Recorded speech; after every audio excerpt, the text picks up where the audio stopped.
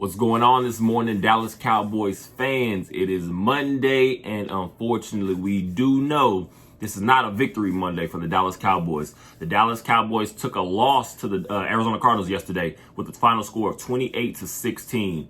It was not a game that had many positive aspects because, when you're looking at just a level of team that, again, was believed whether through national media, whether local media, or just the Cowboys fan base in general, this team has I don't want to say easily, but at least should have pretty much been able to control this game because, again, they were the far superior team talent-wise. But at the end of the day, this is any given Sunday. We do know that none of that matters at the end of the day because once you have to strap on those cleats, put on those helmets and those shoulder pads and get out there, the games will play out themselves the way they're supposed to. So the Dallas Cowboys did not get it done yesterday. We need to figure out quickly why exactly that was. Prior to the game against the Arizona Cardinals for the Dallas Cowboys, I had three major keys that I felt were going to be very important and vital to the Dallas Cowboys being able to take care of business, I guess, against the Arizona Cardinals. And I want to say, and I'm going to start with key one for me, was contain Josh Dobbs early. I said from the beginning, you did not want to let a guy like that was pretty much playing with house money. He has no real expectations. There's nothing that was really holding him back from being able to have a nice, solid game because, again, the Arizona Cardinals weren't projected to win this game. I believe the Cowboys were double-digit favorites coming in. Again, Vegas odds, whatever that is. But we're talking about the Dallas Cowboys were the heavy favorites in this game, and they did not take care of responsibilities. Regardless of injuries, losing guys, that will never be an excuse for teams. Again, if you have championship goals, championship dreams, and aspirations for yourself, especially being in a tight division such as the NFC East. Right now, we know at the end of the day, it's probably going to be a team you're going to be battling like the Philadelphia Eagles at the end, possibly the Commanders, possibly the Giants. You have no idea. So you have got to take advantage and take care of business against teams that you're supposed to beat. The Arizona Cardinals, I want to say, I believe Josh Dobbs goes 17 for 21, a little less than 200 yards, but I believe a 120 point passer rating. To me, there was no pressure because, again, once I guess the will of the Dallas Cowboys was shown, and I'm gonna talk about that first defensive drive for the Dallas Cowboys. Arizona Cardinals were able to take it down the field, and exactly what I said, contain Josh Dobbs. Josh Dobbs was able to break off a long 44-yard run, and that kind of was just the opening of what was more to come as the game went on. Now we're talking about James Conner, throwing him in there, the former Pittsburgh Steeler. He still has some game left in him. So, again, it's not a guy that you can worry about. Completely not worry about, because at the end of the day, these are NFL players. If you do not come in there ready to play, you're going to see yourself get consistently beat. And the number one issue I'm going to say yesterday, the number one, again, we could talk about the points, we could talk about all that stuff, the scoring, but we're going to talk about the defensive undiscipline. I'm going to say there was literally a lack of discipline from the beginning. We're talking about guys over pursuing, especially when just watch the pass rush yesterday. Especially what I'll say in that first couple games against the Giants and the Jets, when you're watching the intensity at this front seven itself. I'm not just going to say just the D line, but the front seven in totality.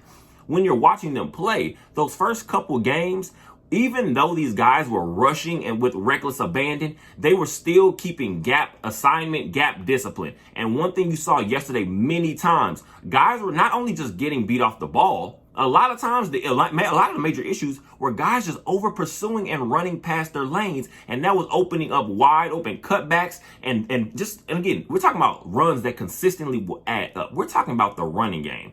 That is one of the number one things that you can demoralize a team, because once you're just getting beat body to body, man on man, there's literally going to start to see a lot of times. This is how you find out if guys are able to bounce back from adversity. And we saw the Dallas Cowboys could not. I said contain Josh Dobbs early because you did not want the Arizona Cardinals to find some confidence. And that's exactly what the Dallas Cowboys did not do. And again, also adding to the simple fact, Josh Dobbs is a guy that was not even with the Arizona Cardinals to start the season. A few weeks ago, to start the season. He was only with the team a couple weeks before the regular season began. So this is a guy still learning on the fly. So the Dallas Cowboys not taking advantage of that.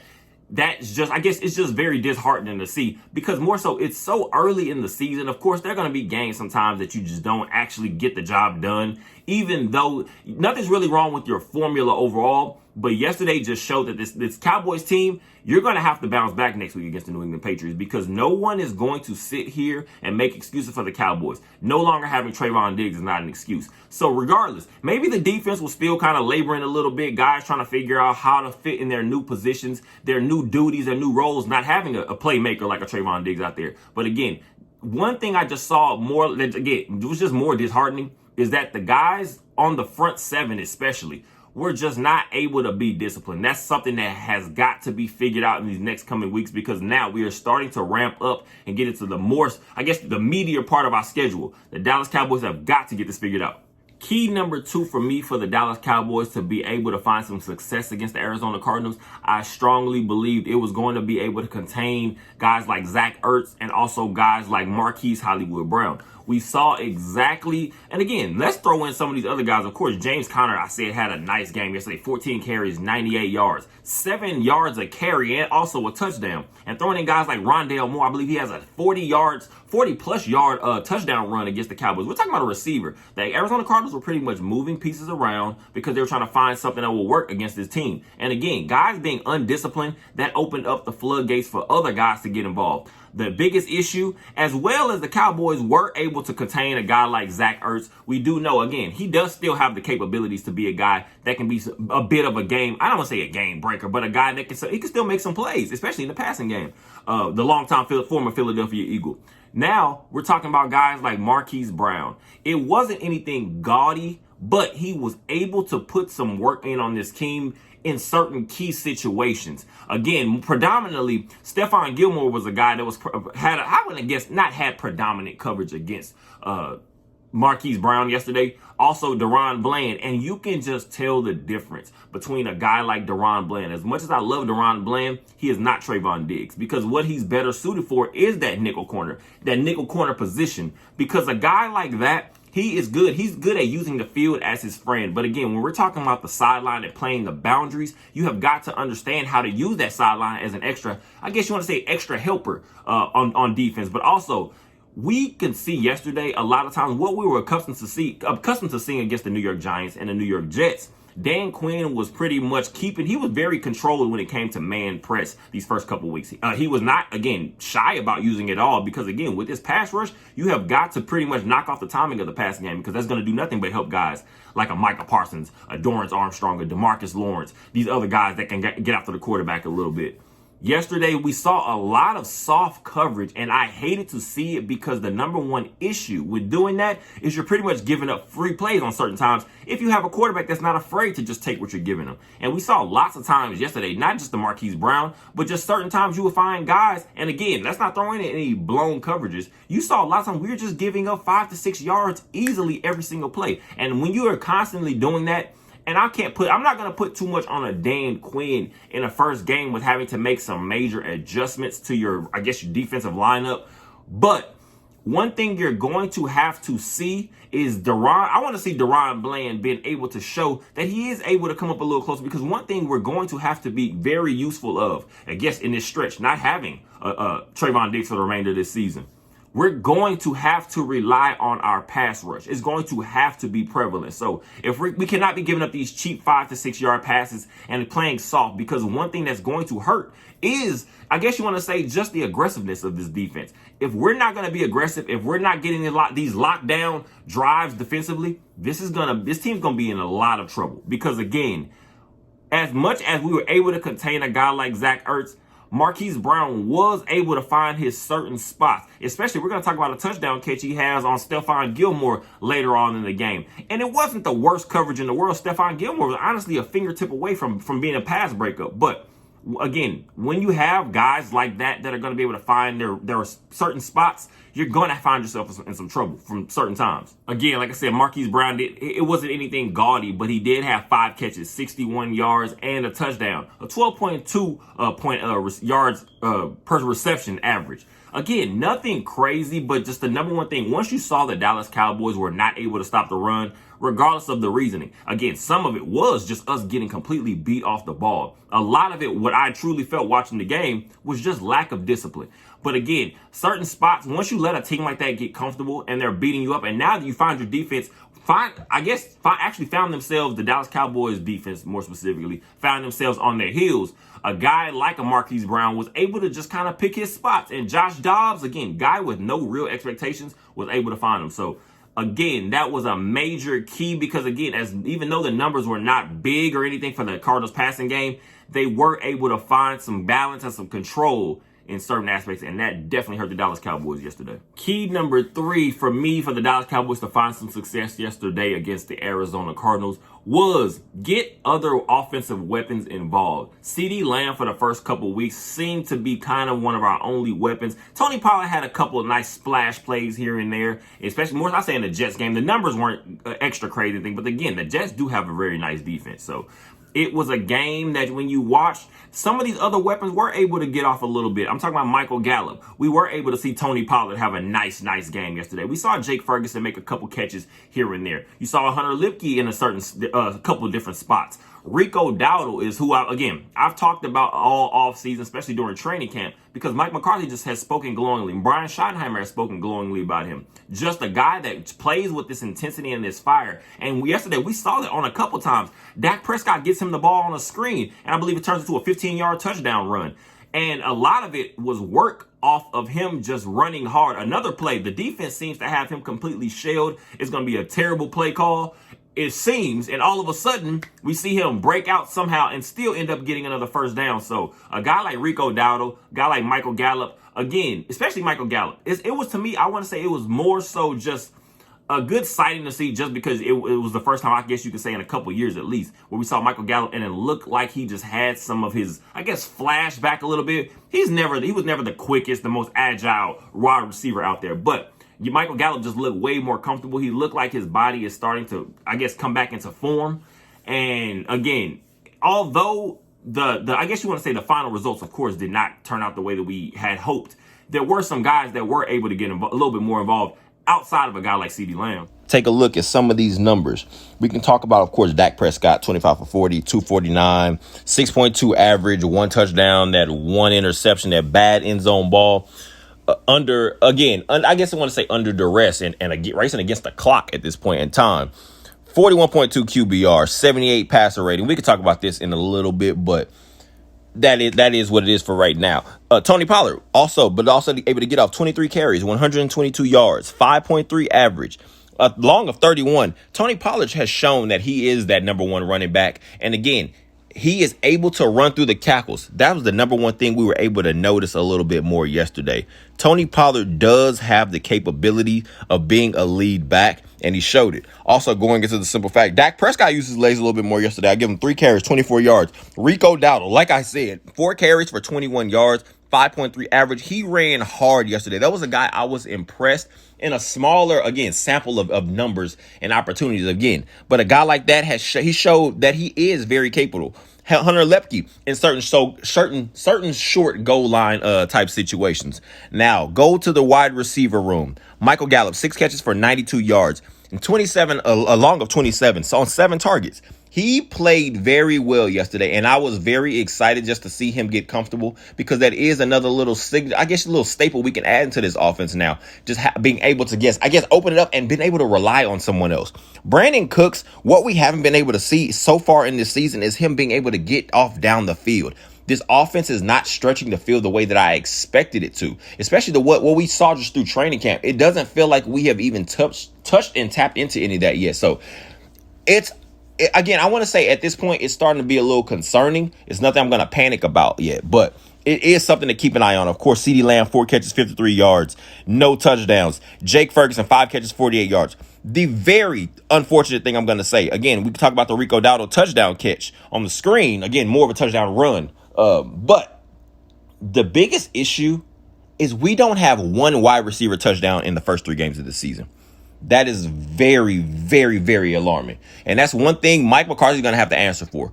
Again, we can start to make excuses. We can blame just Dak Prescott himself. We can blame the quarterback. But we have got to start to question, what is Mike McCarthy doing when he gets into these situations? There have got to be certain guys in your ear telling you, CeeDee Lamb is in perfect position to make a play in the red zone. We did see a fade ball. Again, there were so many bad calls yesterday, and I hate to be one of the ones that talks about refereeing all the time, but there were just some egregious calls yesterday. And one of them, more specifically, a pass interference should have been blatantly called a pass interference. One on Michael Gallup and also another one on CeeDee Lamb in the end zone. So we're going to have to get this figured out. Again, some of these other guys weren't able to get involved. So that key was one that I guess you could say was accomplished. But when you're talking about predominantly 2 out of 3 were not taken care of, you're going to lead to lots of losses. I'm going to go ahead and get this out of the way early. Again, week 3 of the NFL season. I'm not going to pile on Dak Prescott. I'm not going to be one of those where we're putting the blame on Dak Prescott, because if I had to go through the list of what the biggest issues were in the game, the loss against the Arizona Cardinals for the Dallas Cowboys, Dak Prescott to me was at the bottom of the list. Now, at this point, I will go on to say this now. It's time for the franchise itself to ask serious questions about what they believe Dak Prescott actually is. Because we're talking about a guy now in year 8 of his career. To me, that is where I believe you reach the stage of a quarterback is what they are. He is what he is at this point. We're not going to sit here and try to figure out, is Dak Prescott a Pat Mahomes type player? Let's be clear. There's not any of those really. But is Dak Prescott your guy that you're going to full blown just trust to just throw the ball around the field and just lead you to wins all on that alone? I'm not sure you're going to say he's that. Is Dak Prescott one of the worst quarterbacks in the NFL? No. Let's be clear. He's somewhere in the middle. I don't care if you put him top 10, whatever it is. But this franchise, and especially, I'm going to say this coaching staff, more specifically, Mike McCarthy. We heard all offseason about simplifying this offense, making it way easier for pretty much, again, to be able to get in and out of plays without all the extra option routes, things like that. That's all fine and well. But what I was under the belief about, and again, I was giving the benefit of the doubt. If you're going to find yourself in situations where your defense is not playing as well as you expected, because again, that's what our offense is based around. It's based around being very complementary to our elite defense, or is it to believe to be elite. When you find yourself in a game where your defense is not really getting these stops that you're expecting them to get, you're going to have to change your offense. And I was under the belief, and I gave the benefit of the doubt, I will say, as a fan, that if we're going to find ourselves in situations where defense is playing out of their minds, as we expected of most weeks, more weeks than not, then offensively, we're going to be able to be more conservative. There's no reason to be chunking the ball 50 yards down the field every single play, every single drive, if the defense has things under control. Because what we're looking for now is ball control, clock, time of possession. Because if we can control that, that's going to lead to a lot of wins. That's how you win playoff football, I'm going to say. But if you find yourself in situations where the offense is going to have to do a little bit more, I expect this offense to be able to open up. There's no excuse for the Dallas Cowboys being down 18-10 after halftime, and we came back with the same slow-paced, methodical offense, because it had shown we are not going to be able to be in one of those dog fights where we're going to have to pretty much be able to just rely on our defense. It was not that kind of game. Offense is going to have to do a little more. And kind of, I would say, it's very concerning to me that Mike McCarthy, for whatever reason, again, whether it's his belief in Dak Prescott or whether he just believes in his own system, that we continue to be conservative, especially the later we got into the game, because now we're at the point where we can completely and full-blown say red zone offense is now an issue. At this point, there's no idea. It makes no sense to me why exactly we're never in a position. Michael Gallup and CeeDee Lamb, I will say, are two insane red zone threats. As simple as they are. You don't have to believe whatever kind of play. We know CeeDee Lamb, he's shown that he's literally a bona fide number 1 wide receiver in his league now at this point. But Michael Gallup, regardless of what you believe he is, one thing for sure I will guarantee, Michael Gallup at his least healthiest, I will say, is guaranteed to be a red zone threat.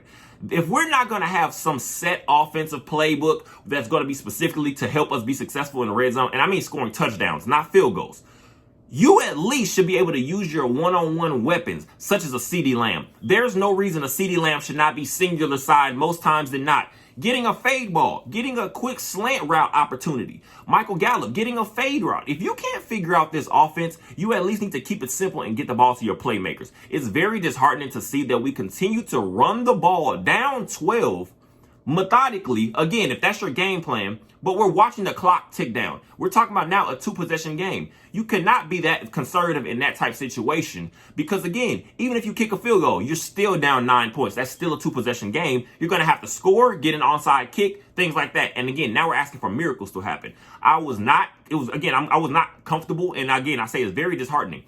I think Mike McCarthy and this coaching staff needs to get in the lab with the Dak Prescott and figure out, what do they believe Dak Prescott is? Is he a guy that they feel they can trust in certain situations? Because again, I'm not getting into the end zone ball. We can talk about how bad the interception was in the end zone by Dak Prescott when the clock's running down. But I put that more so, I'm still going to say right now, that's going to be more so on our conservative play calling. If you watched a lot of our plays, we're talking about guys running 4 yards down the field, and that's it. There was no nuance, and I honestly was expecting to see way more. And I was expecting to see a guy that was just pretty much pounding his chest for the play calling duties. A guy like Mike McCarthy, again, in conjunction with a Brian Schottenheimer now. I was expecting us to at least, if we're going to simplify the offense, that should mean when you get to situations like the red zone, that's when we're going to key up plays for guys like CeeDee Lamb one-on-one. And again, directly scheme up plays for CeeDee Lamb. There's no excuse for Tony Pollard, CeeDee Lamb not getting these choices and these opportunities. So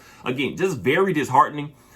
But again, it's week 3. The Dallas Cowboys are now 2-1. We're going to keep an eye on what the Eagles, the Giants, the Commanders do as the season progresses again, because now we're going to probably find ourselves in a bit of a battle. So we'll see how it turns out.